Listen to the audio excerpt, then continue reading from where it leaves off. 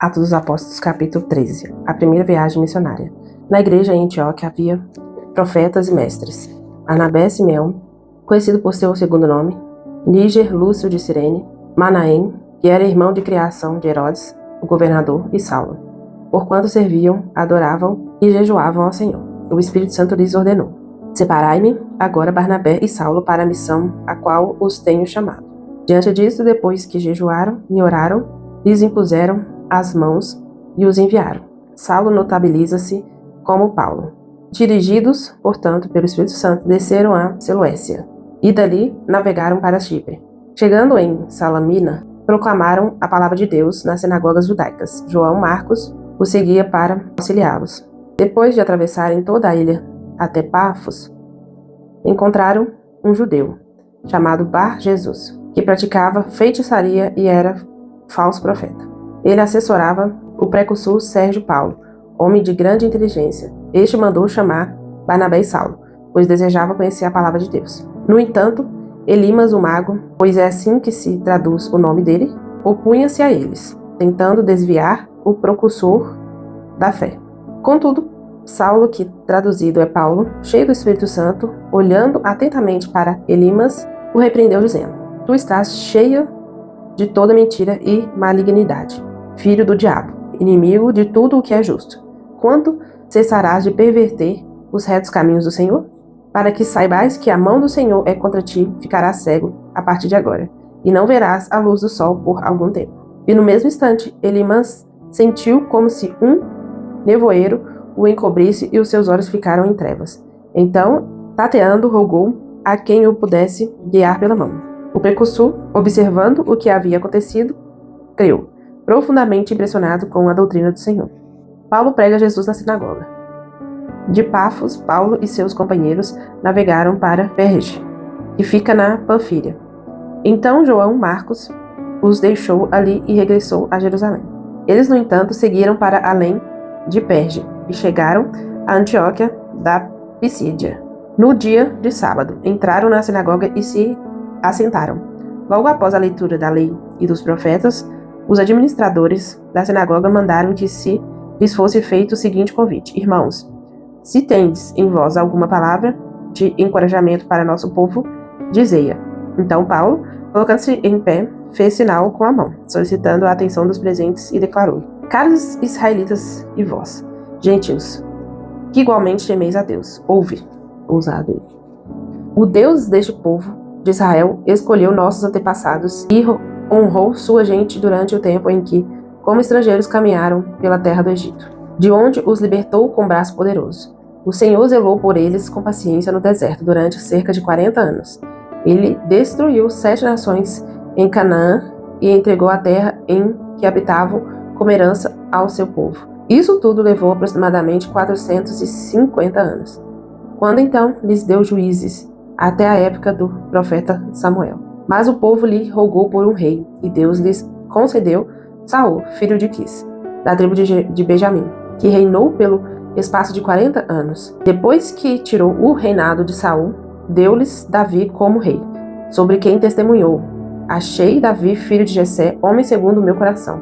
Ele fará tudo conforme a minha vontade. E da descendência desse homem, Deus levantou para Israel o Salvador, Jesus, assim como prometera.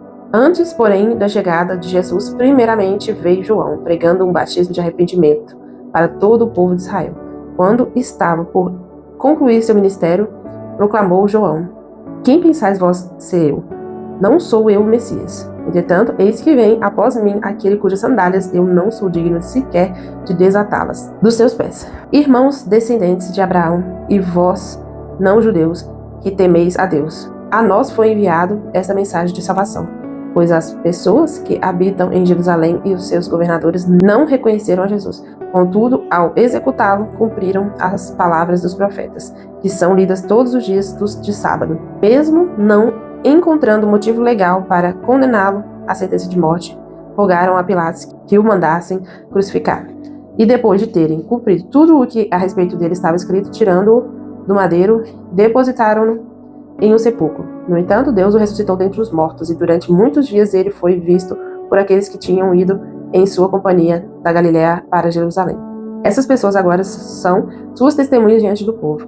Nós vos anunciamos as boas novas da promessa confiada a nossos antepassados, as quais Deus cumpriu para nós, seus filhos, ressuscitando Jesus, assim como está escrito segundo o Salmo. Tu és meu filho, eu hoje te gerei. O fato de que Deus ressuscitou a Jesus dos mortos, para que seu corpo jamais experimentasse a decomposição, foi declarado desta forma: eu cumprirei a vosso favor as santas e fiéis bênçãos de Davi. Porquanto em outro salmo está explícito: não permitirás que o teu santo sofra decomposição. Porque Davi, depois de servir a sua própria geração, pela vontade de Deus, adormeceu. Foi sepultado com os seus antepassados, e o seu corpo se decompôs. Mas aquele a quem Deus ressuscitou não foi afligido pela decomposição. Sendo assim, meus irmãos, ficai cientes de que, mediante Jesus, vos é anunciado o perdão dos pecados. E por intermédio de Jesus, todo aquele que crê é justificado de todas as faltas de que antes não pudestes ser justificados pela lei de Moisés. Acautelai-vos, pois, para que não vos sobrevenha o que foi anunciado pelos profetas. Vede, ó escarnecedores, ficai atônitos e morrei. Porquanto eu realizei em vossos dias obra de tamanha grandiosidade que jamais vos seria possível crer se alguém apenas vos contasse. Paulo é convidado a pregar mais. E quando Paulo e Barnabé estavam saindo da sinagoga, o povo os convidou a ensinar mais a respeito desse assunto no sábado seguinte. Depois que a congregação foi despedida, muitos dos judeus e dos gentios devotos convertidos ao judaísmo seguiram a Paulo e Barnabé. Estes conversaram com eles, recomendando-lhes que seguissem, perseverando na graça de Deus. Paulo decide ensinar os gentios. No sábado seguinte, quase toda a população da cidade se reuniu para ouvir a palavra de Deus. Entretanto, quando os judeus observaram a multidão, ficaram tomados de inveja e, de forma desrespeitosa e ultrajante, contradiziam o que Paulo pregava. Então Paulo e Barnabé, tomando a palavra com toda coragem, lhes afirmaram: importava que a vós outros, em primeiro lugar, fosse pregada a palavra de Deus. Porém, considerando que a rejeitais e a vós próprios vos julgais indignos de receber a vida eterna, eis que agora nós dirigimos aos gentios. Porquanto, desta maneira, o Senhor nos ordenou: eu te constituí como luz para os gentios, a fim de que tu leves a salvação até os confins da terra. Ao ouvirem esta declaração, os gentios se alegraram sobremaneira e glorificavam a palavra do Senhor. E todos quantos haviam sido escolhidos para a vida eterna creram de coração. Assim a palavra do Senhor era divulgada por toda aquela região. Porém, os judeus persuadiram as mulheres piedosas e de alta posição social, assim como os principais líderes da cidade, e desleixaram uma perseguição contra Paulo e Barnabé, até os expulsarem do seu território. Estes, contudo, sacudindo contra eles o pó dos seus pés, partiram para Icônio. Os discípulos, no entanto, viviam plenos de alegria e do Espírito Santo. Vou falar algo aqui que está assim, forte aqui, quando eu tô lendo.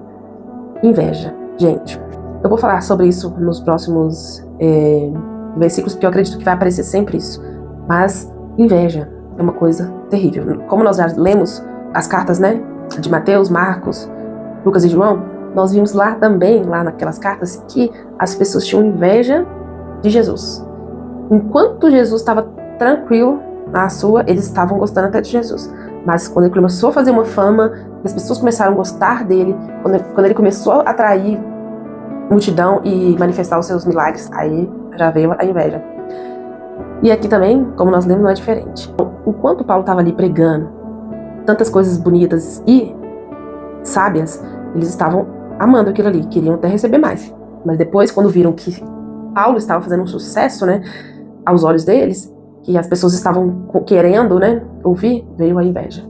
Então, nós, irmãos, precisamos tomar muito cuidado com a inveja, porque enquanto nós estamos quietinhos na nossa, vivendo a nossa vida tranquilo, todo mundo tá gostando da gente, tá tudo bem, tá tudo certo. Mas se a gente sobe um tiquinho, se a gente começa a pregar um tiquinho a mais, se a gente começa a aparecer mais na igreja, ministrando, orando, levando a palavra, você pode perceber que vai haver pessoas invejando. Se você tá quietinho no banco ali, ninguém te perturba, todo mundo te ama.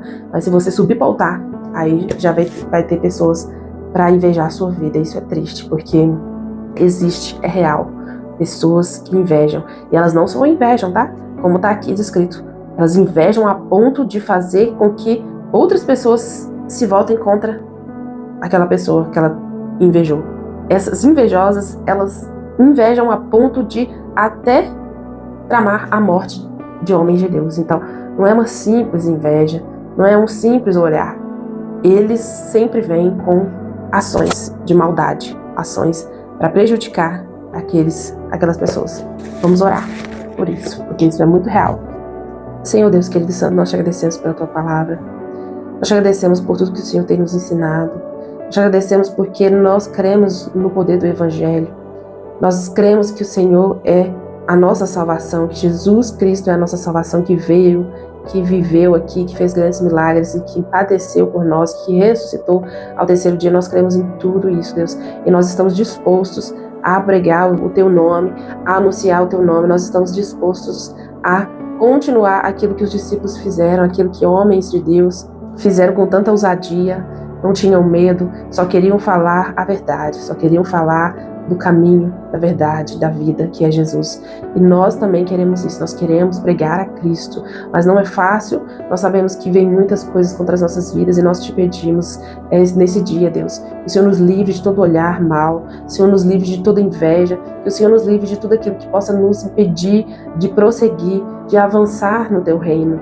Nós sabemos que não será fácil, assim como não foram para esses homens, mas nós pedimos ao Senhor, nos livra, Senhor, nos proteja, guarda as nossas vidas, guarda a nossa casa, guarda a nossa família, guarda os nossos filhos, que nenhum ataque venha sobre nós, e se ele vier, que o Senhor venha quebrá-lo, que o Senhor venha jogá-lo por terra, que o Senhor venha impedir que isso venha abalar as nossas vidas, que não importe o que aconteça, não, que nós venhamos continuar perseverando na palavra, na fé do Senhor. Ventos vão vir, coisas ruins vão acontecer, mas nós vamos continuar perseverando. Então nos dá força, Deus, nos dá força, coragem, nos dá vigor, que o Senhor aumente a nossa fé, que o Senhor aumente as nossas forças, que o Senhor renove as nossas vidas, para que nós não venhamos desistir, mas que nós venhamos prosseguir, cada vez mais fazendo a tua vontade, para a glória do Senhor. É o que eu te peço, te agradeço. Amém. Forte, hein?